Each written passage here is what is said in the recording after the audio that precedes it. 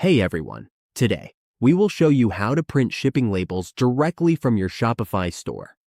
Printing labels through Shopify helps streamline the order fulfillment process and makes shipping faster and easier. Now, from the Shopify dashboard, we need to go to Orders.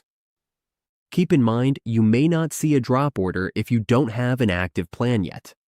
As you can see, there's no active plan here at the moment. So we'll use these sample orders as an example. Here, we have a drop order. When we click on More Options, a menu will appear.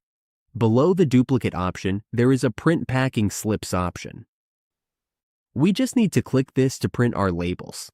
Simply open that drop-down menu, and once we do, we will see the Print Packing Slips option right there. And that's all we need to do to have our labels ready to print. That's how we print shipping labels in Shopify. Using this feature saves us time and keeps our fulfillment process organized.